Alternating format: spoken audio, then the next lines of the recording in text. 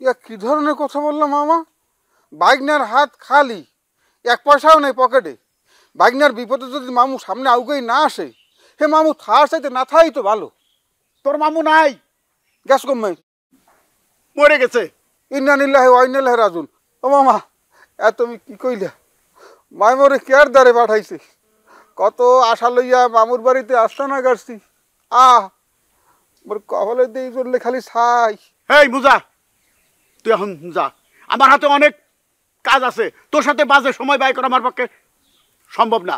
মামা তুমি নিজেকে কি মনে করো কও দেই?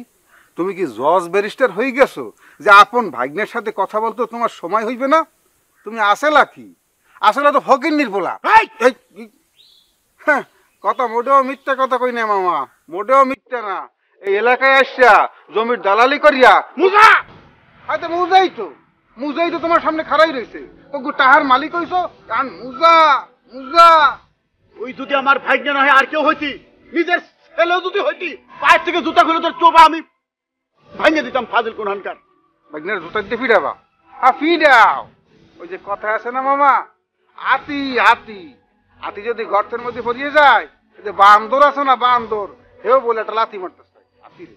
মুজা, তুই আমার সামনে থেকে যা, আমি তোরে মোটে সহ্য করতে পারতেছি না। যা। আর সহ্য করবা কেমনে? উচিত কথা করলে তো কেউ সহ্য করতে পারে না। উচিত কথাই দিলই বেজার গরম দুধে। উচিত কথা কইতে মুই মোর বাপেরও ছাড়ি নাই কোনোদিন। তোমার যদি বিশ্বাস নাই, মোর বাপের কয়বরের কাছে যাইয়া একটা জিজ্ঞাসা করে দেখো যে মুজা কি সত্যি কথা বলে নাকি মিথ্যা কথা বলে। ওরে আল্লাহ রে, কি জ্বালাই পড়লাম। এই এই এই, তুই বাড়ি যাবি কবে? বাড়ি যাবি কবে? কিরবিন নেই। আরে তুই তো এই বাড়িতে থাকলে আর কয়দিন পর আমি ফুল ব্যাগ মানে পাগল হয়ে যাবো। মামা, আসল কথা মুখ দিয়ে বাইরেই গেছে। তুমি তো পাগল হয়ে গেছো, এলাকার ব্যাপারকে জানে। ফাজিল কোনহানকার। বুঝতে তো পারছি, তাহা চাইলি মুই পাগল, মুই ছোট লোক, এবার মারতে চাই কতটা।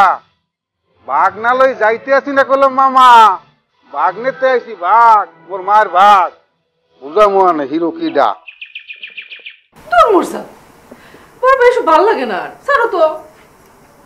লাইলি, আমি তো দুলাভাইরে ঝাঁটা পিটা করে বাড়ি থেকে বাইর করে দিলাম।